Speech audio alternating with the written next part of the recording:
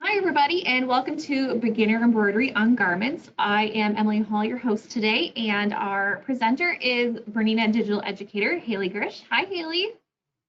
Hi, So a Emily. few, so a few housekeeping things to welcome everybody. If you're viewing on an Apple product, your screen might look a little like this. At the bottom, there is a question marks button that you can put in questions that we'll have at the very end of the session. We'll get through as many as we can that time allows and on the subject matter. Let's see. If you experience any technical difficulties, the best thing to do is exit the webinar, close out your browser, and then re-enter. That solves a lot of the issues. And our webinar is being recorded today, and it will be available on bernina.com and YouTube probably midweek next week. And an announcement email will be sent out to let you know that is available for viewing. And right now, I'd like to welcome Haley, and we can begin our presentation. Thanks, Emily. And thank you to all of you for joining me today. So today we're going to be talking about embroidery on garments and really focusing on a beginner level. Maybe this is your first time doing embroidery or the first time that you're tackling putting it on an item of clothing. First, before I start any project, I'm drawing inspiration from a lot of different places. The three different places that I usually look, especially for garment sewing, are going to be looking at couture designers. It's going to be looking at ready to wear, what's on the shelves in stores right now.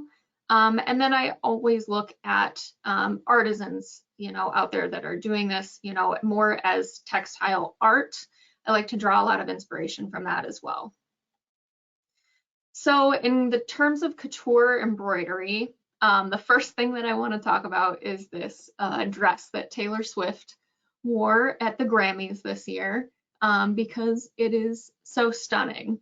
And not just because it is all embroidered. Embroidery is very common in couture work. There's the two examples to the right are both from Alexander McQueen. They are hand embroidered, and Taylor's dress is all machine embroidered, which you really don't see a whole lot of in this kind of couture work. So a closer look at the details on her dress. All of the flowers on here are embroidered on like a nude colored tulle. And then there are some additional ones that are freestanding appliques that are then tacked on to create a three-dimensional look on the dress. And it just, all of the color, the detail, it was jaw-dropping to me. I was immediately on, several of my Pinterest boards for very ambitious projects to try and recreate. So then I'm also looking at ready to wear. I like to see what's actually popular and selling right now, because couture often does not translate to what's actually on the shelves. And embroidery is being used in a lot more minimalist context in a lot of ready to wear right now. It's being added as just detail to a neckline. The tank on the right is the same, small scale embroidery design placed all over the fabric in kind of like a tossed pattern. It's really simple. And then this black t-shirt at the bottom, I really liked this one. The embroidery is just added to this ruffle on the sleeve. So it would be really easy to recreate, and is a really fun way to give a little bit of life, a little bit of personalization to a really simple black t-shirt. And then looking at some artists' work. These are examples from two artists that I really like. On the upper right, this piece is from an artist from Chile named Trini Guzman. She does these really interesting, open line work, these really large scale pieces. This is on the back of a kid's shirt. This one's a little bit smaller, but she does women's wear. She'll do like a full length, like a maxi dress, through the whole length of the dress. It's just very interesting.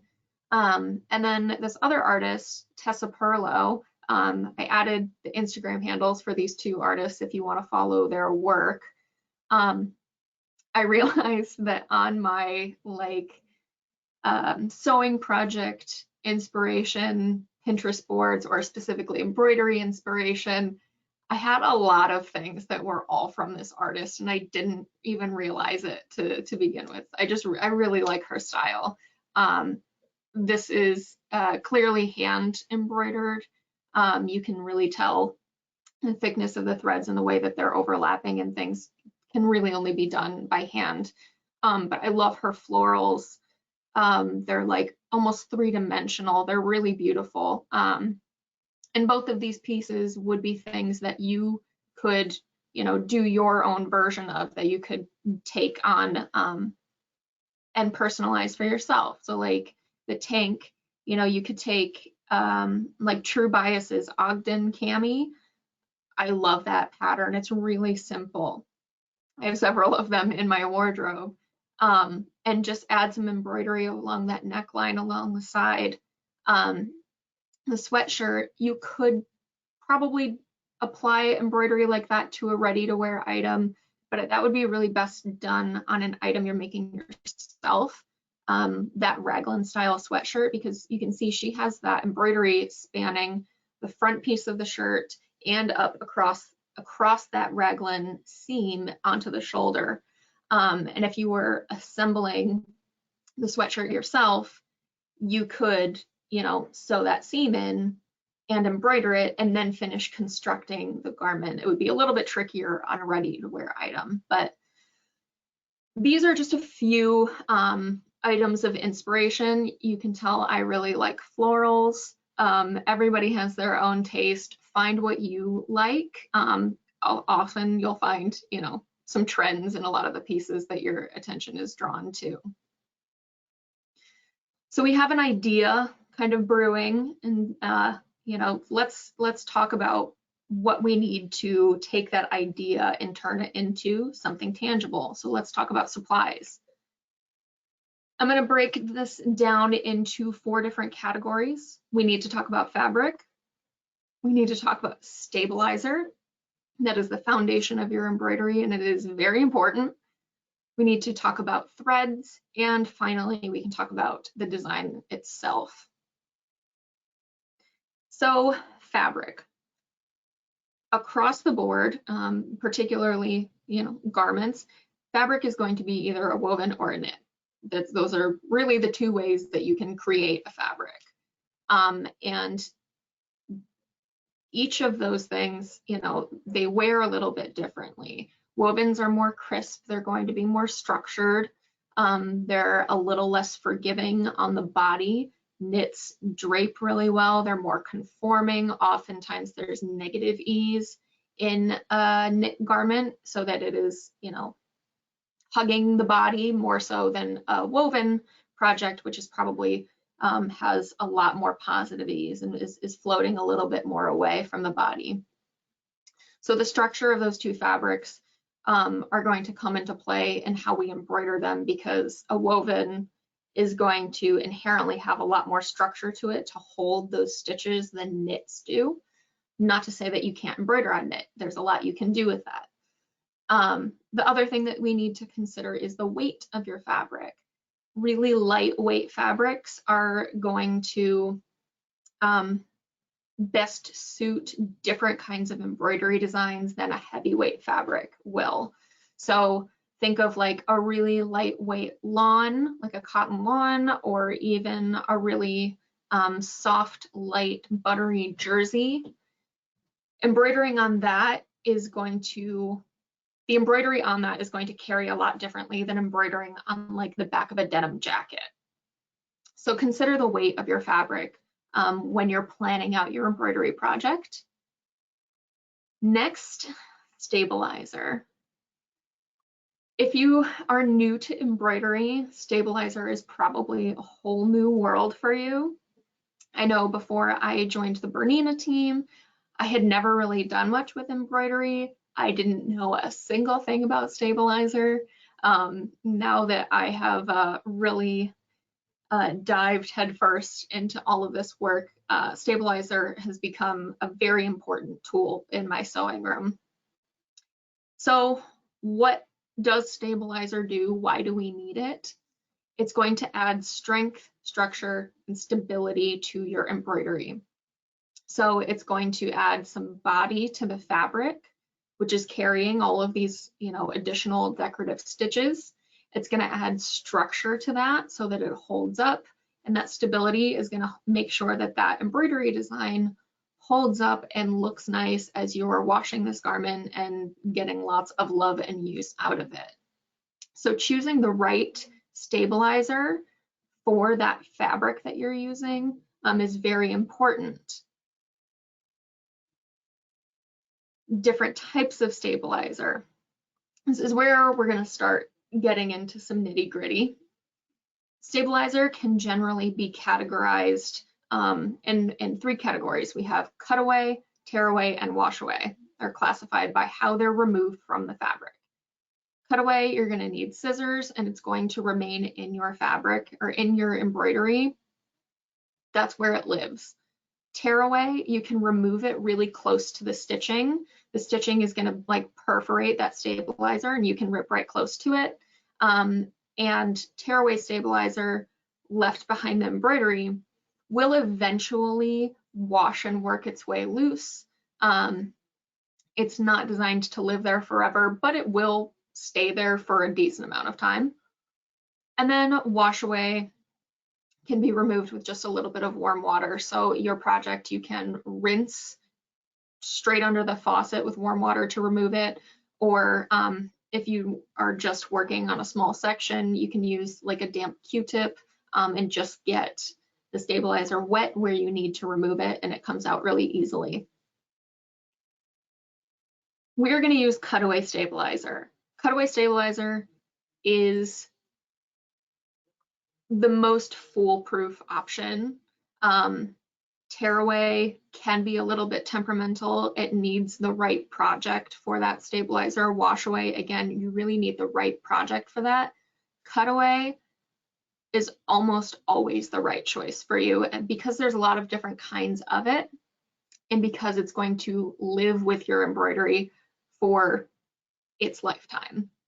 So breaking down cutaway stabilizer into three main products. I'm going to be talking about OESD's stabilizers today. They are a sister company.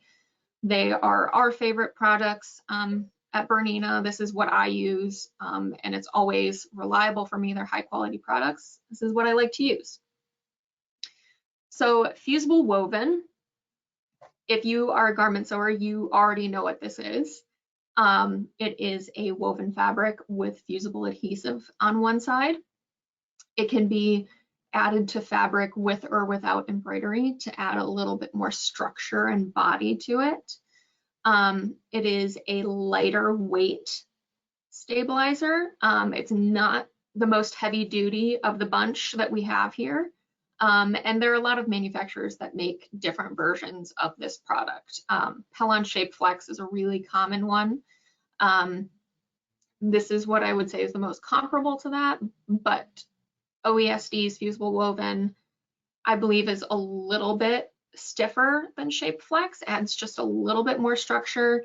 I think, I don't have proof of this, but my theory is that the weave of the fabric on the stabilizers between the Pellon and the OESD one, the OESD is just a little bit tighter weave, and so it holds up a little bit better. And Fusible Woven is available in two different colors. You can get white or black, so that you can have the tone that is best suited to your fabric, so you don't have anything showing through. Then Polymesh. Polymesh is a soft, non-woven stabilizer. It can also be used as like a sew-in interfacing.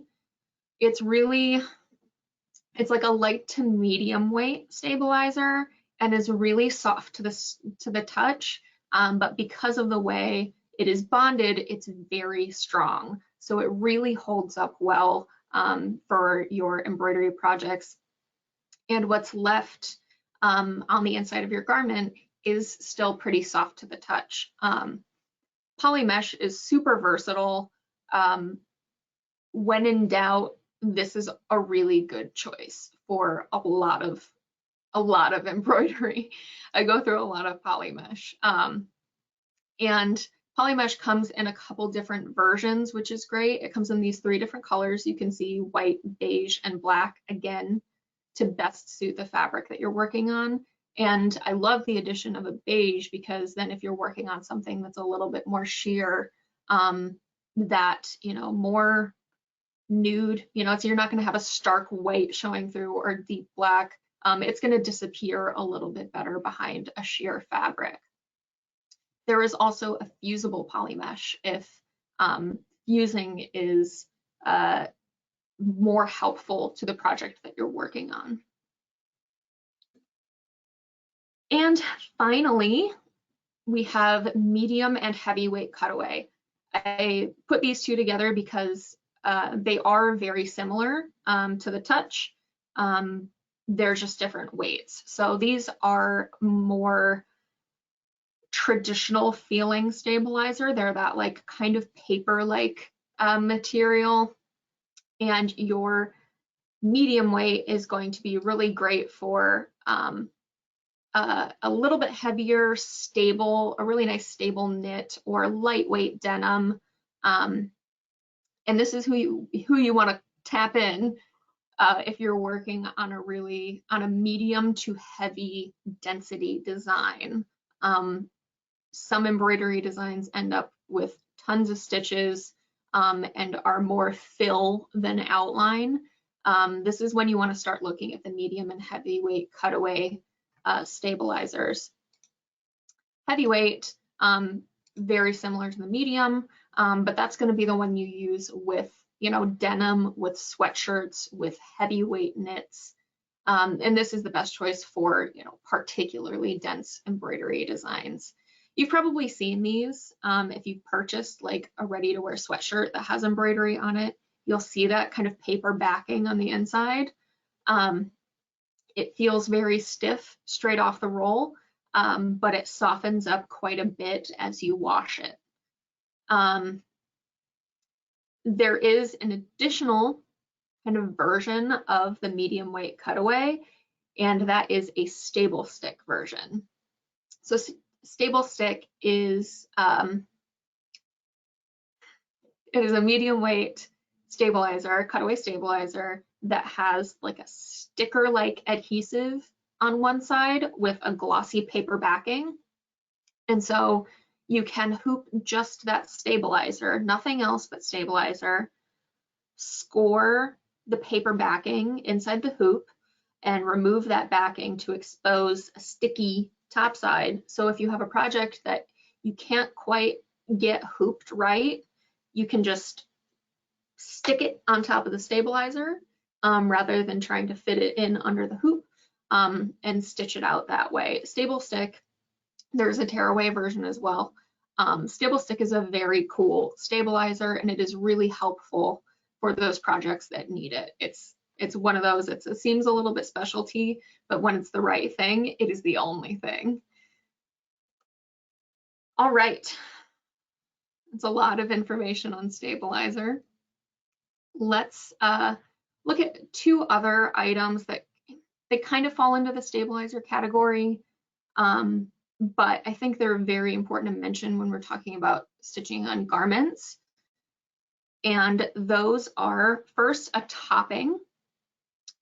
This one from OESD is called Stitch 2.0.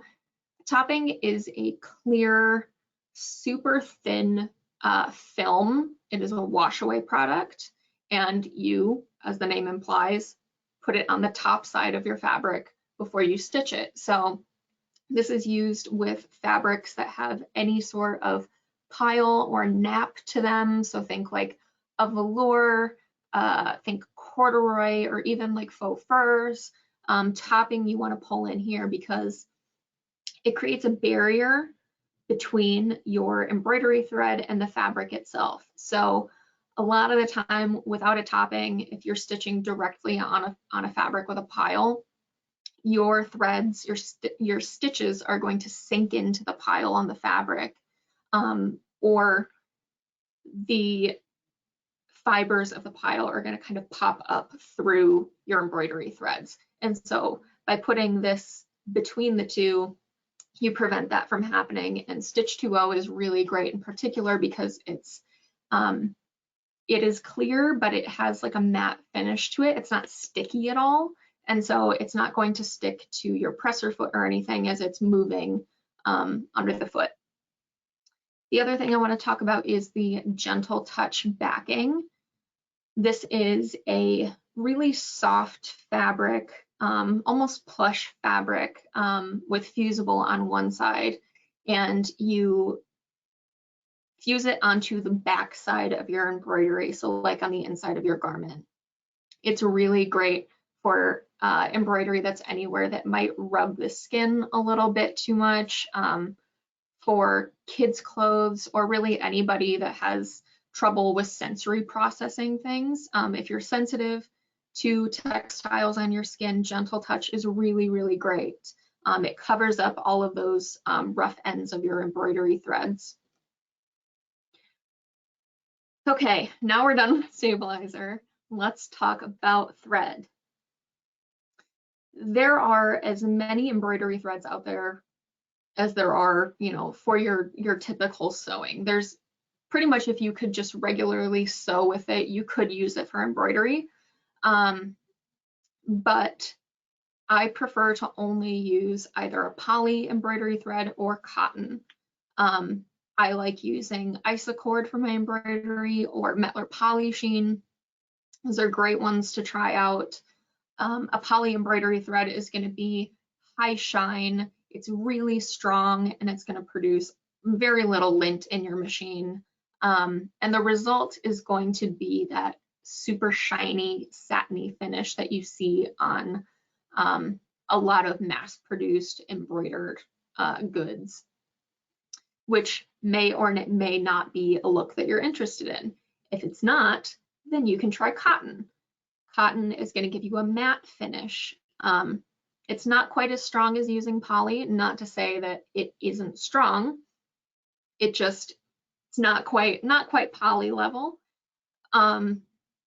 You're going to have a little bit more lint in your machine. So if you're working on a big project, you're going to want to sweep it out probably every couple hours. And the result is a really nice, soft, fluffy finish on your embroidery.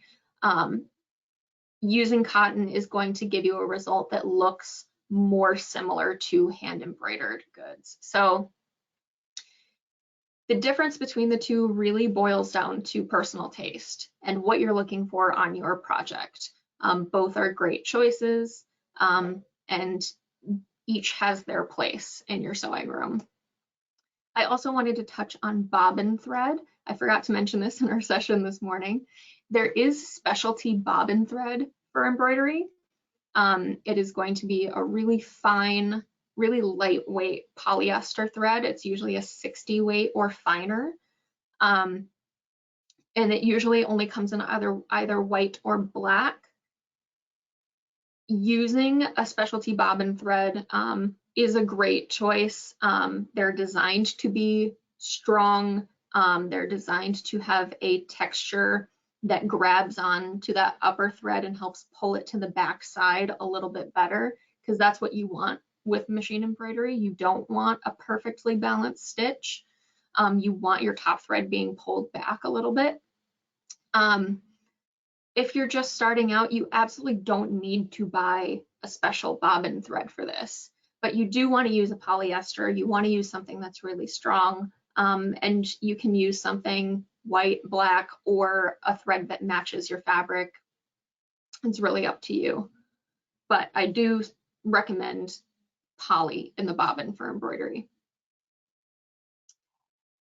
Okay, now we can talk about designs. What designs are good for garments? How can you tell just by looking at a design? Honestly, most designs are going to work fine for garments. It's just a matter of pairing it with the right stabilizer, using the right thread, and placing it. So ultimately the choice is aesthetic. Some people really love an elaborate, dense design, and some people, if you haven't guessed, I like a little bit more minimalist. I like line work, or you can find white work designs. When you're looking, shopping around for embroidery designs, white work is going to be really simple designs with not a lot of areas of dense stitching. And there's even these really tiny, small scale designs. There's something out there for everybody. For beginner projects, I do recommend using a design that is not super dense, or using something that is on the smaller side, like 4 to 5 inches maximum. The smaller the design, the less opportunity there is for fabric to shift or things to pucker. You know, start small, practice on some smaller projects, and then work up to something a little bit bigger and more elaborate. All right, we have an idea, we have some supplies. Let's actually start preparing to do this embroidery. The first question, no matter the sewing project, is people ask, should I pre-wash my fabric or my ready-to-wear item before I embroider on it? And the answer is always yes. We tend to skip that one, especially quilters. We don't like to pre-wash, but if you're a garment sewer, you probably know this already. You do want to pre-wash your fabric, wash it the way that you will when you're wearing it. So if you are somebody that always washes on cold and dries on low or medium, wash your fabric the same way that you're going to be using it long term. You want the fabric or your ready-to-wear item to shrink as much as it's going to shrink before you stitch on it. Because if you don't do that, if you stitch on it and then it shrinks, your embroidery design is going to be, you know, kind of wavy and puckery. It's not going to lay as nicely as if you had a little bit more patience and washed ahead of time. The other question is figuring out when to add that embroidery. If you're working on a ready-to-wear item, obviously that item is fully constructed and you are adding embroidery after the fact. Making a garment yourself has huge benefits if you're looking to do embroidery, because you can stitch on that fabric on your pattern pieces while they're still flat before you've added any sort of dimension to them. So first, let's talk about embroidering ready-to-wear. Ready-to-wear can have some challenges when it comes to hooping, because those items are already fully constructed. You have to work with, you know, things that are already sewn into a tube, trying to get into tight corners, things like that. A lot of those things can be tackled, you know, with the right stabilizer and with, you know, a little bit of painter's tape and ambition. But your Bernina machine has a really great advantage, has the unique ability to take advantage of the free arm on your machine. So if you're working on something tubular, like here I'm stitching out a baby onesie, I can hoop the front side of the onesie and feed it, you know, put it over the free arm of the machine and then attach the embroidery hoop to the module so that the fabric, I can access the front side of the onesie, and the back side isn't going to get in the way. It's just hanging under the machine and the free arm. Anything tubular like that, kids' clothes, t-shirts, sleeves. I mean, anything. If you can fit your embroidery hoop into it, you can probably get it around the free arm to embroider. And I believe that is a Bernina exclusive. I don't think anybody else can do that. Another technique to learn if you're working on ready to wear, and even if you're not, this can be applied to handmade items as well. is learning how to float your item. So by that, I mean, like I was talking about with the stable stick earlier, you hoop just the stabilizer, and then you place your embroidered item on top and hold it in place somehow. So if you're using stable stick, it's going to hold in place pretty well. You could do this with poly mesh with a little bit of like 505 spray. There's embroidery tearaway tape, which is a really like low tack tape that you can use to kind of place things where you need them. There's a lot of ways to float an item in the hoop. When you do this though, as you go to stitch out, and I'm going to talk about this a bit later too, you want to make sure that you baste your design before you go to stitch it out. So on your stitch out screen, you can add a basting box either right around the design itself or around the entire hoop. And so that's going to hold your fabric in the hoop, even though it hasn't been hooped itself. The question with ready to wear is always, you know, how to get at the spot that you need to. There are certain times where it is easy to, well, it's never easy, but it is fairly simple to deconstruct that item to get where you need to get. But leaving it intact can sometimes present some tricky challenges. So the free arm and floating can navigate a lot of those. So what if I am sewing the item myself?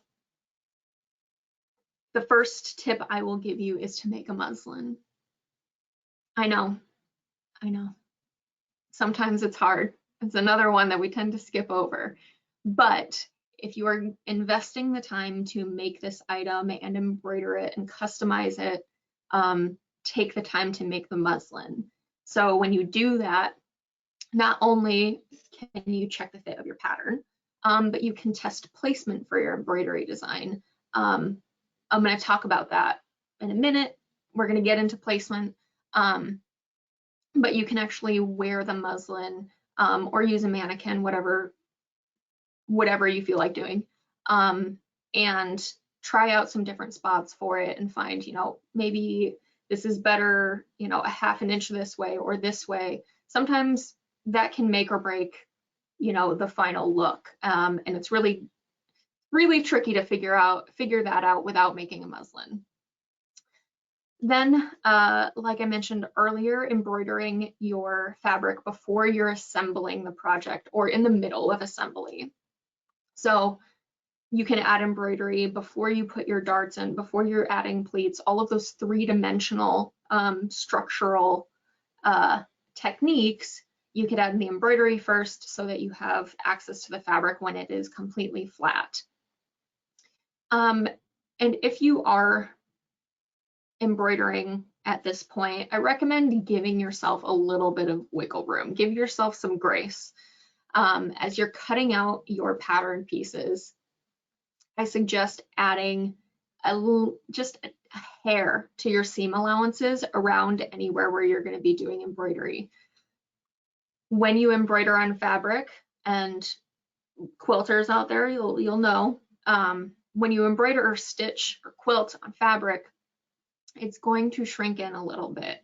It seems negligible, but it's going to bring it in just the teeniest bit. Like if you're quilting a quilt, maybe you start at 60 inches square.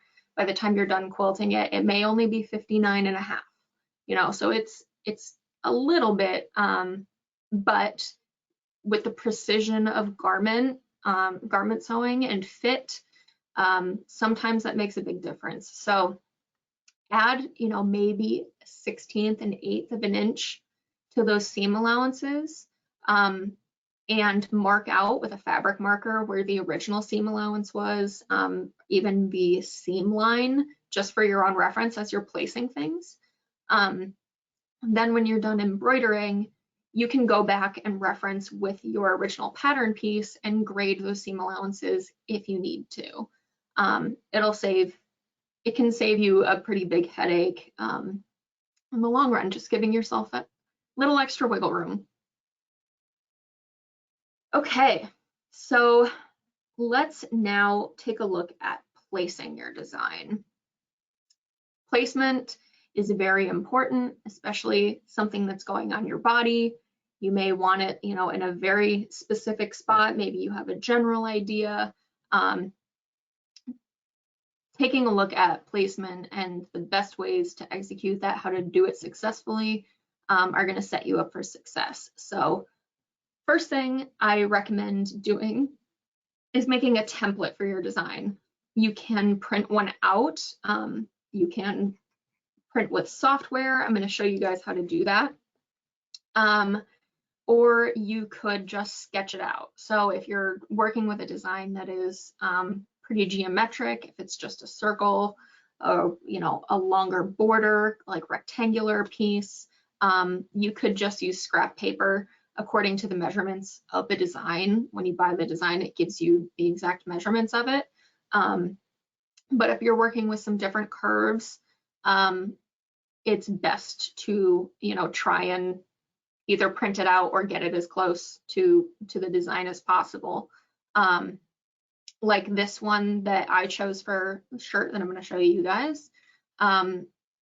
It's kind of this like backwards L shape, but the curve along the top edge was very similar to the neckline of the shirt that I'm working on. And so I cut out a square at the dimensions that the design is, and I did kind of eyeball that curve. But to get a more precise template, let me show you how to do that with software.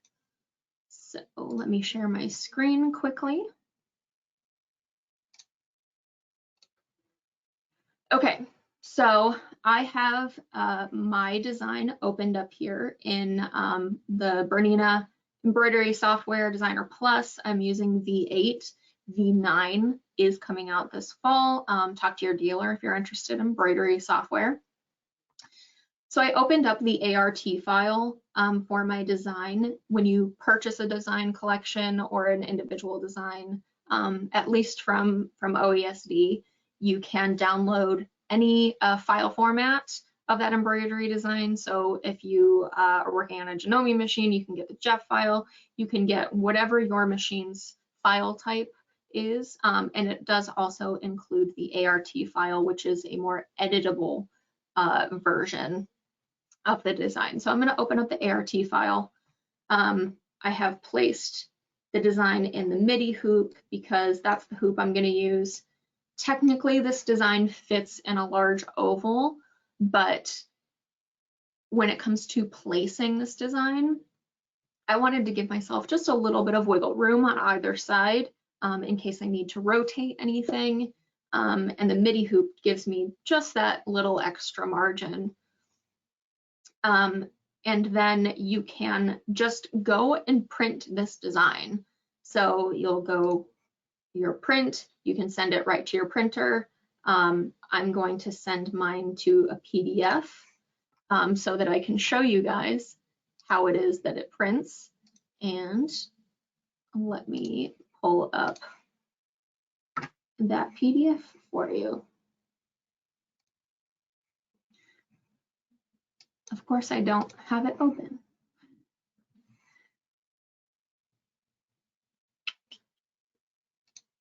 I appreciate the patience. All right.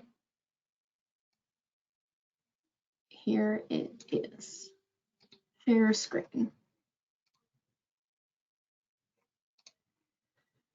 So your design, when you go to print it, is going to print like so. And these smaller scale designs, which is what you should be starting with, will fit just fine in an 8.5 by 11 sheet of paper. It's going to print with the grid template to match your embroidery hoop.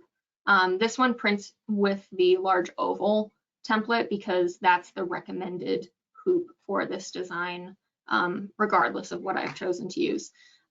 So you can cut this out and cut right around your shape, and then, you know, take it to your mannequin or hold it up to your garment and see exactly how you want to place that. You do not need Designer Plus software to do this. You can do this using ArtLink, which is a free embroidery software you can download from BERNINA.com. ArtLink will do quite a bit for a free program. Highly recommend checking that out. If you are curious about embroidery software, there's tons from BERNINA out there, from our lovely coworker, Debbie Lashbrook. She does tons of webinars about software. There's tons of YouTube videos. There's a lot free to learn out there if you have software or are interested in maybe stepping into that pool. So check out ArtLink so that you can download and print those templates. Print a template of your design, and then we will need to hoop the garment once we figured out where it's going to be. So like my shirt, I figured out I want it right about there, and I pinned that template to the fabric. So now I'm going to go and hoop it, and I can see that I don't have fabric running all the way to the edge, all the way around the hoop, which means I'm going to float my project. If you can't fill the hoop with your fabric, floating it is going to be the most secure option. It's going to keep you from tugging at those raw edges. You could stay stitch them, but it still may end up warping that neckline or those raw edges a little bit. So we're going to float it. I'm going to use my stable stick Cutaway. I'm going to hoop that. I scored all the way around the edge, the inside edge of the hoop, and peeled that paper backing off, and then just stuck the shirt down right about in the middle. My template is still pinned to the fabric here, and I'm going to leave it in place while I'm figuring out this positioning.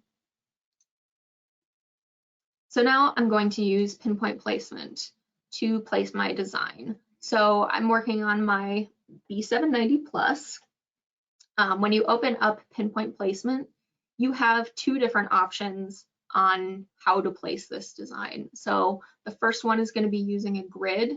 So it's going to place 9 nodes in a grid shape around your design, and you use those as your points of reference to place the design. But if your design is more irregular like mine is, grid's not the best fit for this shape.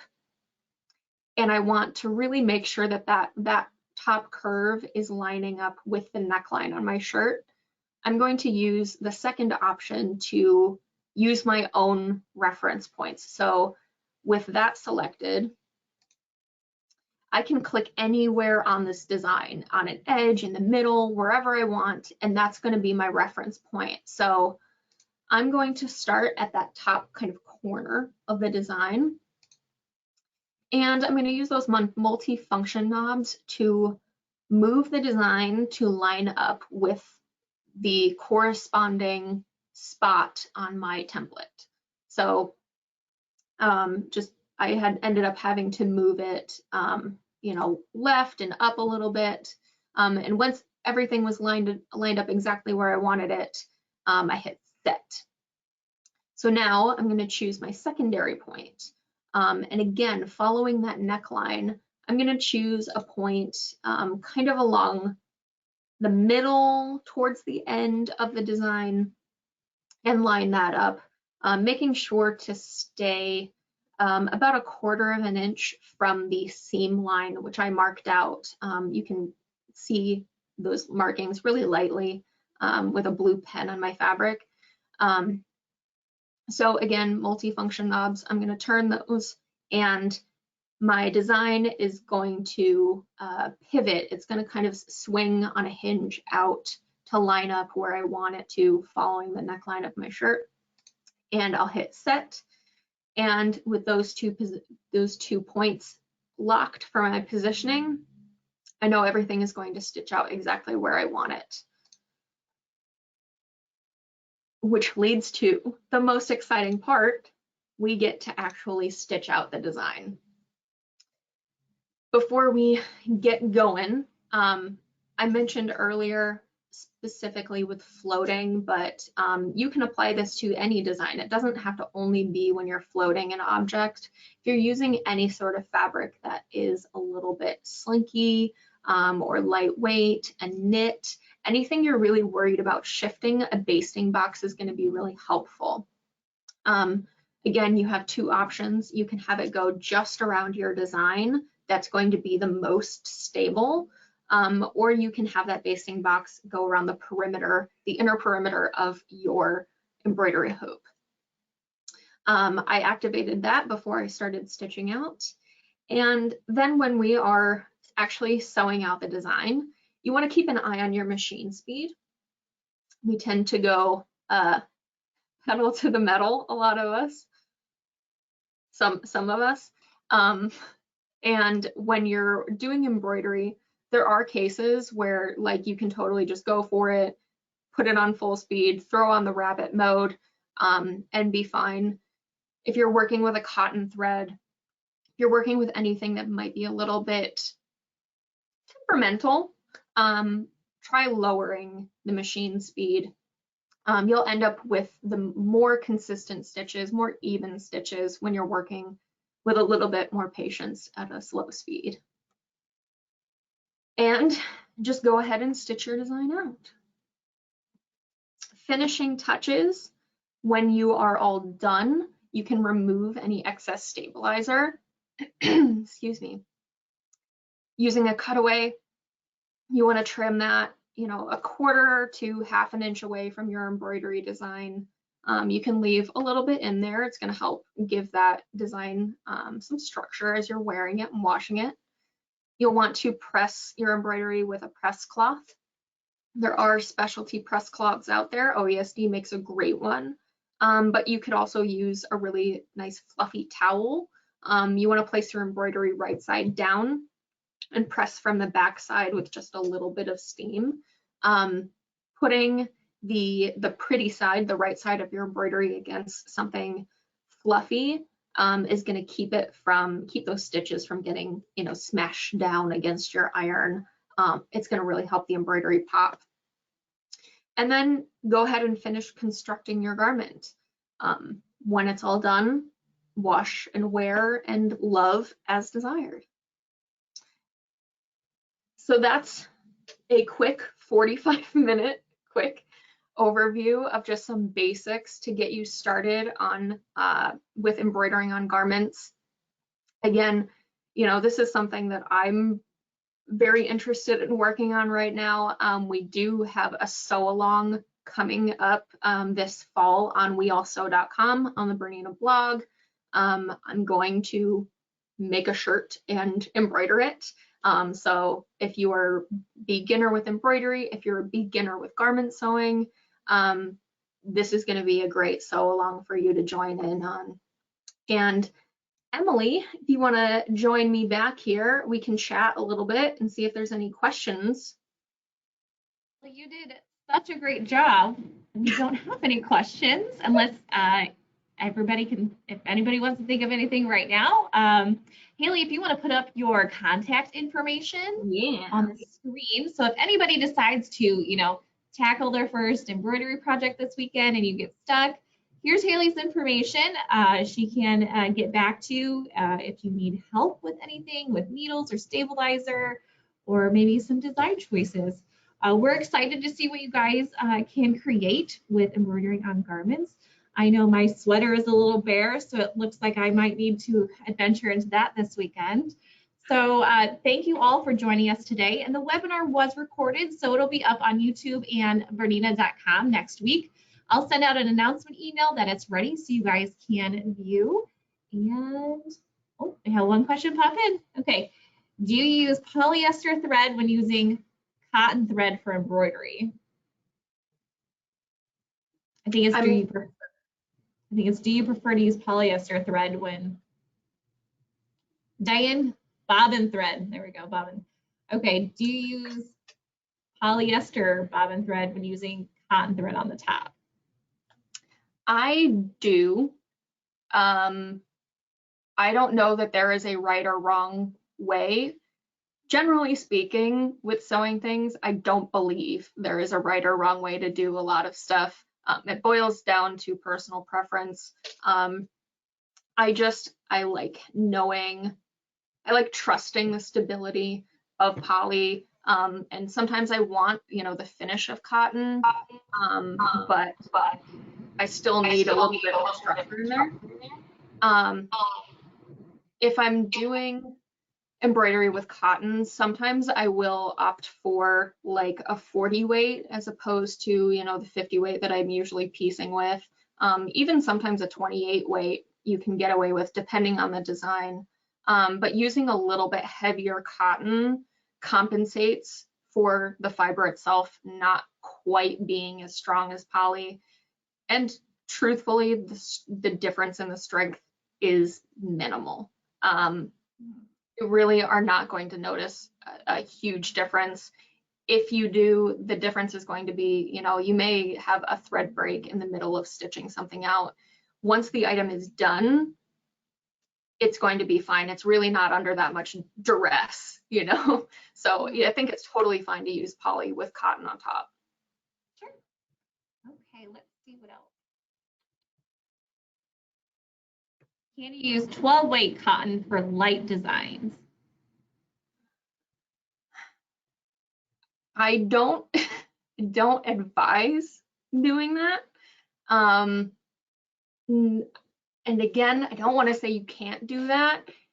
The problem comes into stitch density, because the density of those stitches, how close they are together, assumes you're using, you know, like a 40 weight thread.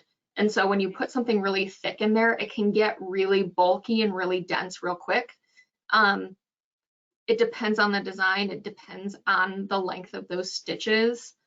If you are digitizing something yourself, or if you have embroidery software, you can recalibrate that stitch density. You can lengthen your stitches to accommodate a thicker thread, but I wouldn't just buy a design and throw it on a USB, plug it in, and stitch it out with 12 weight right away.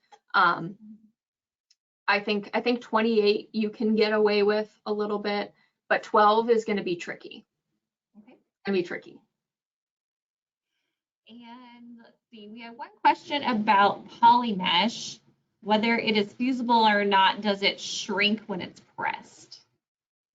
It doesn't shrink. I haven't had any issues with poly mesh shrinking at all. I mean, it's a